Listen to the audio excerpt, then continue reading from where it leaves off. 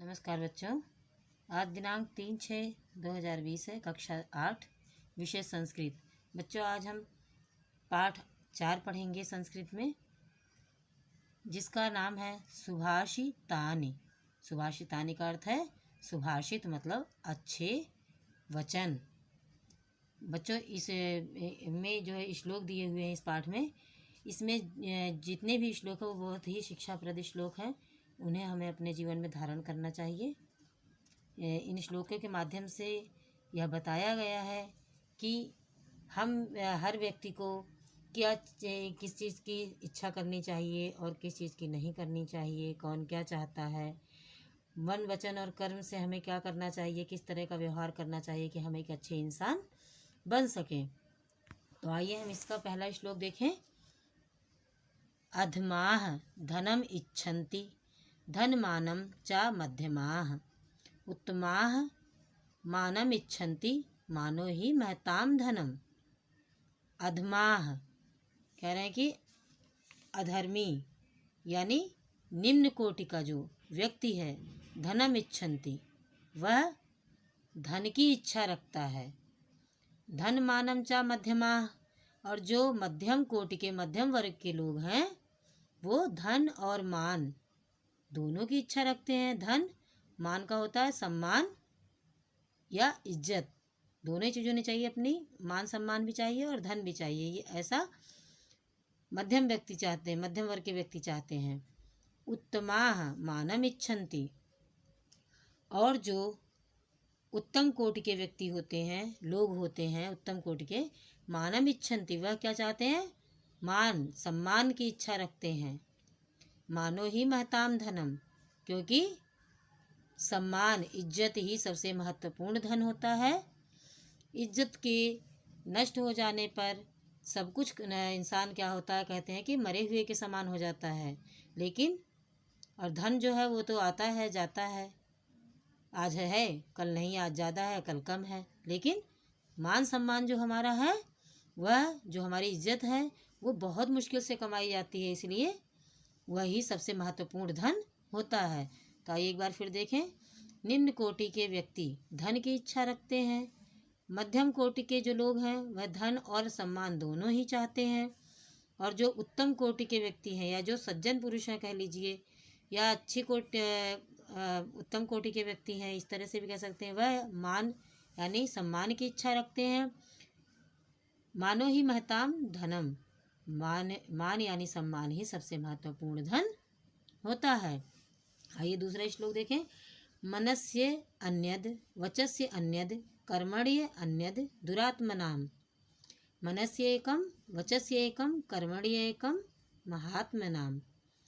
इस श्लोक में यह कहा गया है कि दुष्ट और सज्जन व्यक्तियों के बारे में बताया गया है कि दुष्ट व्यक्ति क्या करते हैं और सज्जन व्यक्ति क्या करते हैं। तो आइए देखें।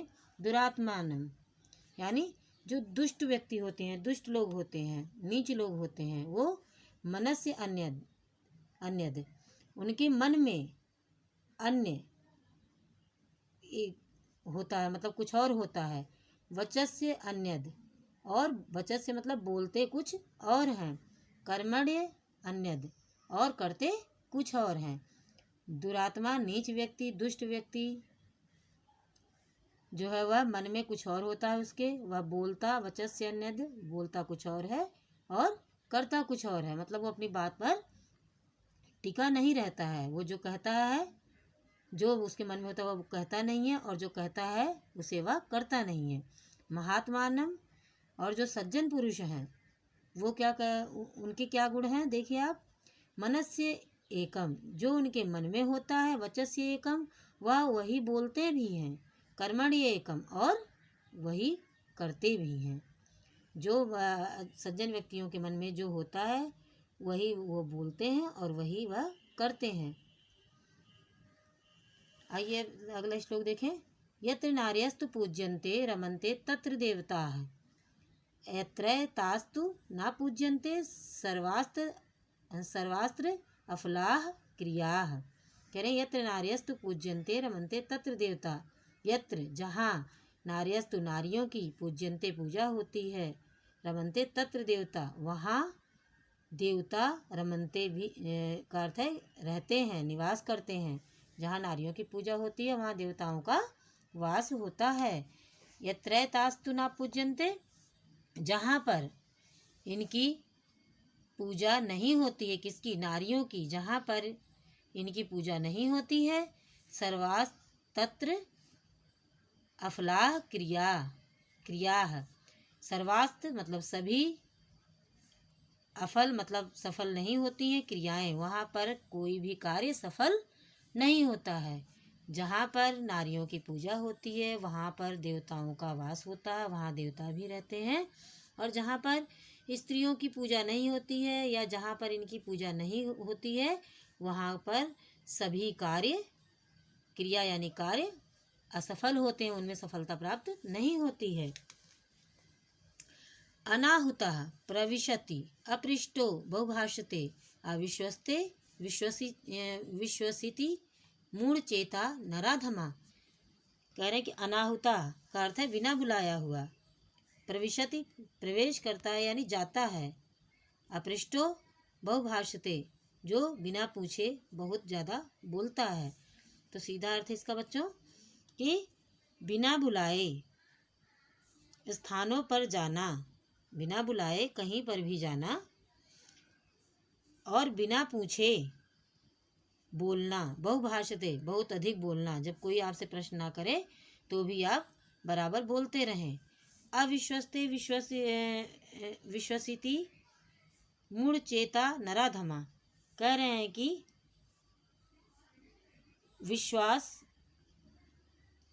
नहीं, अविश्वस्ते विश्वास नहीं करने लायक चीज़ पर विश्वास करते हैं, जो विश्वास करने लायक नहीं, विश्वास करने योग्य नहीं है उस पर विश्वास करते हैं। मूढ़चेता नराधमा, ये सभी नराधमा मतलब बुरे व्यक्तियों के और मूढ़चेता मूढ़ मतलब मूर्ख व्यक्तियों के लक्षण होते हैं। कह रहे हैं कि जो बिना, फिर से देखें एक बार श्लोक का अर्थ, जो बिना बुलाए कहीं पर भी जाते हैं और बिना पूछे बहुत बोलते हैं और विश्वास ना करने वाली वस्तु या चीज़ पर या बात पर विश्वास करते हैं, विश्वास ना करने वाली चीज़ पर विश्वास करते हैं, वे ये सभी बुरे, नराधमा मतलब बुरे और मूढ़ मतलब मूर्ख, बुरे और मूर्ख व्यक्तियों के या लोगों के लक्षण होते हैं। आइए अगला श्लोक देखें। षड दोषाः पुरुषेणेः हातव्या मूर्छितिमिच्छता भूतिमिच्छता निद्रा तंद्रा भयम क्रोधा आलस्यम दीर्घ सूत्रा। कह रहे हैं षड दोषा पुरुषेणेः हातव्या भूतिम इच्छा। तो 6 दोष, 6 अवगुण दुर्गुण पुरुषेणेः व्यक्तियों को हातव्या छोड़ देना चाहिए।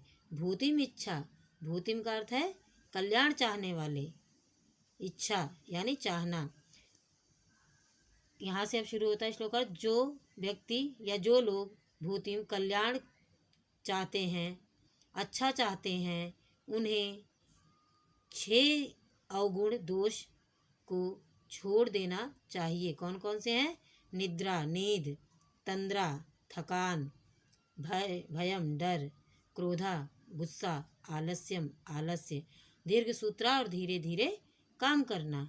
इन 6 गुणों को उन व्यक्तियों को या उन लोगों को इन 6 गुणों को लोगों को छोड़ देना चाहिए। नींद, थकान, डर, गुस्सा, आलस्य और धीरे धीरे काम करना, ये 6 अवगुण हैं। इन्हें पुरुषेणेय व्यक्तियों को छोड़ देना चाहिए अगर वे अपना कल्याण चाहते हैं। कल्याण चाहने वाले व्यक्ति को ये 6 अवगुण छोड़ देने चाहिए। निद्रा, थकान, डर, क्रोध और आलस्य और धीरे धीरे काम करना, ये 6 गुण उन्हें छोड़ देना चाहिए, तभी वह अपने जीवन में सफल हो सकते हैं। अगला श्लोक है बच्चों। दृष्टिपूतम न्यसेत पादम वस्त्रपूतम जलम पिबेत शास्त्रपूतम वदेद वाक्यम मनः पूतम समाचरेत। कह रहे हैं कि दृष्टिपूतम, आँखों से, दृष्टि मतलब आँखों से अच्छी तरह देखकर, नेसेत पादम, पादम का अर्थ है पैर, पैर को रखना चाहिए। आँखों से अच्छी तरह देखकर पैर को रखना चाहिए। वस्त्रपूतम जलम पिबेत, वस्त्र से छान कर जलम पिबेत, जल को पीना चाहिए। शास्त्रपूतम वदेद, शास्त्रों के अनुसार ही बात, वदेद मतलब बात करनी चाहिए। वाक्यम पूतम, वाक्यम मना पूतम, और जिस काम को मन करने की आज्ञा दे उसी को करना चाहिए। समाचरित, हमें ऐसा आचरण करना चाहिए कि आँखों से देखकर ही पैर रखना चाहिए। जल को वस्त्र से छान कर पीना चाहिए, और शास्त्र के पूतम, शास्त्र के अनुसार ही बोलना चाहिए, शास्त्रों के अनुसार ही बात करनी चाहिए। और मन पूतम, मन हमें जिस बात को, जिस काम को करने की आज्ञा दे उसी कार्य को करना चाहिए। समाचरित, ऐसा आचरण हमें करना चाहिए, इस तरीके का। आइए अगला देखें। पुस्तकस्थता तू या विद्या परहस्तगतम धनम, कार्यकाले समुत्पन्ने नासा विद्या ना तद्धनम। कह रहे हैं कि पुस्तकस्थता तू या विद्या परहस्तगतम धनम, पुस्तक में लिखी गई विद्या, परहस्तगतम धनम दूसरे के हाथ में दिया हुआ धन, कार्यकाले समुत्पन्ने नासा विद्या ना तद्धनम, कार्यकाले समय पड़ने पर, जब हमें उसकी आवश्यकता होती है, समुत्पद्यते उस समय, नासा विद्या ना तद्धनम, ना तो वह विद्या ही काम आती है और ना ऐसा धन काम आता है। जिस प्रकार पुस्तक में लिखी गई विद्या को हम पुस्तक कभी खोलकर नहीं देखेंगे तो वो हमें ज्ञान कहाँ से प्राप्त होगा। इसी तरह से परहस्तगतम धनम, दूसरे के हाथ में दिया हुआ धन, वह कब हमें वापस देगा हमें पता नहीं है। जब हमें आवश्यकता होगी तब, पुस्तक में लिखी गई विद्या हमने पढ़ी नहीं तो ज्ञान हमें नहीं है, तो ऐसी विद्या हमारे किस काम की और ऐसा धन किस काम का। तो पुस्तक में लिखी गई विद्या और दूसरे के हाथ में दिया गया धन, समय पड़ने पर, ज़रूरत पड़ने पर, आवश्यकता पड़ने पर ना तो ऐसी विद्या काम आती है और ना ही ऐसा धन ही काम आता है। आइए बच्चों अगला श्लोक देखें। साधु नाम दर्शनम पुण्यम तीर्थभूता ही साधवा, कालेन फलते तीर्थम सद्या साधु समागमा। कह रहे हैं कि साधुओं के दर्शन मात्र से ही पुण्य फल प्राप्त हो जाता है। साधवा, साधु निश्चय ही तीर्थभूता, तीर्थ स्वरूप होते हैं। जैसे हमने साधु किसी सज्जन पुरुष का दर्शन कर लिया तो समझ लीजिए हमने पूरे तीर्थ स्थानों का दर्शन कर लिया, कि साधुओं का दर्शन मात्र से ही पुण्य प्राप्त हो जाता है। अगर हमें सज्जनों के दर्शन हो जाते हैं तो उससे ही हमें पुण्य मिल जाता है। तीर्थभूता ही साधवा, साधु जो है, साधु ही, सज्जन पुरुष ही साक्षात क्या है, तीर्थ के स्वरूप हैं। कि हमने ऐसा लगता है जैसे हमने उनका दर्शन कर लिया तो हमने सारे तीर्थों का दर्शन कर लिया। कालेन फलते तीर्थम सद्या साधवा समागमा। कह रहे हैं कि समय, तीर्थों का फल तो हमें बहुत समय बाद मिलता है, लेकिन सद्य साथ साधु, सज्जनों का समागम, सज्जनों के साथ में रहने का फल हमें तुरंत ही प्राप्त हो जाता है। एक बार फिर देखें। साधुओं के दर्शन मात्र से ही पुण्य प्राप्त हो जाता है, पुण्य का फल हमें प्राप्त हो जाता है साधुओं के दर्शन मात्र से ही। और साधु साक्षात क्या होते हैं, तीर्थ का ही स्वरूप होते हैं, तीर्थ का ही रूप होते हैं। और तीर्थ यात्रा का फल हमें जो है तुरंत नहीं मिलता है, लेकिन साधुओं के साथ में रहने का फल हमें तुरंत प्राप्त हो जाता है। तो बच्चों अगर आपने श्लोकों के अर्थ देखे और आपको समझ में आए होंगे, इसमें जो भी बातें हैं आप भी अपने जीवन में इसे धारण करिए। इसे यही ज्ञान हमें दिया गया है जिससे हम अपने जीवन में सफलता प्राप्त कर सकते हैं। आइए अब इसके हम शब्दार्थ देखें। शब्दार्थाः बच्चों, शब्द संज्ञा पदानि, संस्कृत शब्द दिए हैं, उनके हिंदी में अर्थ है उनके सामने लिखे हुए। आइए देखें। मानम इज्जत, अनाहुतः बिना बुलाया हुआ, अपृष्टः बिना पूछे, मूढ़चेता मूर्ख चित्त वाला, हातव्या छोड़ देना चाहिए, भूति कल्याण, दीर्घ सूत्रता धीरे काम करना, पूतम पवित्र, अफलाह निष्फल, नराधम नीच मनुष्य, तंद्रा नींद जैसी दशा। क्रियापदानि बच्चों हैं समाचरित आचरण करना चाहिए, समुत्पन्ने उत्पन्न होता है, भाषते कहते हैं, पूज्यते पूजते हैं, विश्वसिति विश्वास करते हैं। अव्यय पदानि अव्यय शब्द हैं बच्चों। ही निश्चय ही, तत्र वहाँ, यत्र जहाँ, तू तो। बच्चों आपको संज्ञा शब्द और क्रिया पद आपको कॉपी में लिखना है और बच्चों याद भी करना है। और क्रिया जो ये क्रियापद हैं हमारे, उनको आप अर्थ सहित याद करेंगे। संज्ञा पद और अव्यय शब्द को कॉपी में लिखकर याद करेंगे। और बच्चों ये श्लोक जो है इन्हें भी आप अपनी कॉपी में लिखेंगे। आइए बच्चों अब अभ्यास कार्य देखें। अभ्यास कार्य में मौखिक कार्य है। पिब धातो विधिलिंगे लकारे क्रुध धातो लोट लकारे चा रूपाणि वदत। पिब धातु का विधिलिंग लकार में रूप और क्रुध धातु का लोट लकार में रूप बोलो। तो बच्चों मैं आपको बोलकर रूप जो है सुना रही हूँ, पढ़ा रही हूँ, आप उसको सुनकर अपनी कॉपी में लिख लेंगे और याद भी करेंगे। तो आइए हम पिब धातु का विधिलिंग लकार में रूप देखें। विधिलिंग लकार में प्रथम पुरुष के एक वचन में रूप है पिबेत, द्विवचन में पिबेताम, बहुवचन में पिबेयुः रूप है। और मध्यम पुरुष में है पिबे एक वचन में, पिबेतम द्विवचन में और पिबेत बहुवचन में। उत्तम पुरुष के एक वचन में पिबेयम, द्विवचन में पिबेव और बहुवचन में पिबेम रूप है। आप बच्चों इसको अच्छे से अपनी कॉपी में लिखकर और बार बार उच्चारण करते हुए याद करेंगे। लोट लकार में क्रुद्ध धातु का रूप है। प्रथम पुरुष के एक वचन में है क्रुध्यतु, द्विवचन में क्रुध्यताम और बहुवचन में क्रुध्यंतु। मध्यम पुरुष के एक वचन में है क्रुध्य, द्विवचन में क्रुध्यतम और बहुवचन में क्रुध्यत। उत्तम पुरुष के एक वचन में है क्रुध्यानि, द्विवचन में क्रुध्याव और बहुवचन में क्रुध्याम। तो बच्चों यह आपका क्रुद्ध धातु का लोट लकार का रूप है जो हमने प्रथम पुरुष, मध्यम पुरुष और उत्तम पुरुष तीनों पुरुषों में आपको बताया है। तो आप पिब और क्रुद्ध दोनों धातुओं के रूप अपनी कॉपी में लिखेंगे और याद करेंगे। अर्थ बताइए।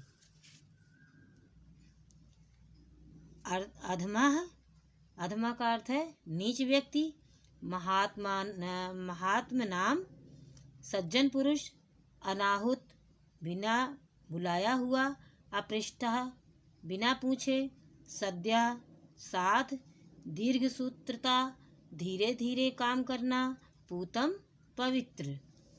आइए अब लिखित कार्य देखें। लिखित कार्यम का पहला प्रश्न है शुद्धम संस्कृत पर्यायम इति चिन्हेन चिन्ही कुरुत। शुद्ध संस्कृत पर्याय को चिन्हित करिए, सही पर का निशान लगाइए। जैसे अब यहाँ पर हिंदी में शब्द दिए हैं, यहाँ इनकी संस्कृत क्या है, 3 ऑप्शन दिए हैं, इनमें से कौन सा सही है उत्तर संस्कृत शब्द, वह आपको उस पर निशान लगाना है। तो पहला है हमारा छोड़ देना चाहिए, हमारा ऑप्शन है पहला है हातम, दूसरा है हतौ, तीसरा है हातव्या और चौथा है हंति। तो छोड़ देना चाहिए कि संस्कृत है हातव्या, यह हमारा तीसरा उत्तर सही है। जहाँ की संस्कृत शब्द कौन सा है, तो ये देखिए पहला ऑप्शन हमारा कुत्र, दूसरा है यत्र, तीसरा है तत्र और चौथा है ही। तो बच्चों जहाँ की सही संस्कृत है यत्र, दूसरा ऑप्शन हमारा सही है। इज्जत, इज्जत की सही संस्कृत शब्द कौन सा है? पहला ऑप्शन है महत, दूसरा है मानम, तीसरा है माना और चौथा है मातुल। तो सही उत्तर है दूसरा, मानम। इज्जत का संस्कृत शब्द है मानम। कल्याण, कल्याण के लिए संस्कृत सही संस्कृत क्या है? पहला है हमारा ऑप्शन भूति, दूसरा है भूति, तीसरा है भूति, चौथा है भूति। तो इसका सही उत्तर है कल्याण की संस्कृत होगी भूति। पहला उत्तर हमारा सही है। पवित्र, पवित्र की संस्कृत क्या होगी? ऑप्शन है हमारा पहला पूतः, दूसरा है पूता, तीसरा है पूतम और चौथा है पुतम। तो पवित्र की सही संस्कृत है पूतम। तीसरा उत्तर हमारा सही है, पवित्र को संस्कृत में पूतम कहते हैं। दूसरा प्रश्न है मंजूषाया उचितानि पदानि चित्वा श्लोकस्य अन्वयम पूरयत। कह रहे हैं कि मंजूषा में दिए गए शब्दों के द्वारा जो सही शब्द हैं उनको लिखकर चुनकर अव्यय शब्दों को पूरा कीजिए। यहाँ पर देखिए पुरुषेणे हातव्या लिखा है, इससे पहले क्या आएगा? षड दोषा पुरुषेणे रे हातव्या भूतिमिच्छता।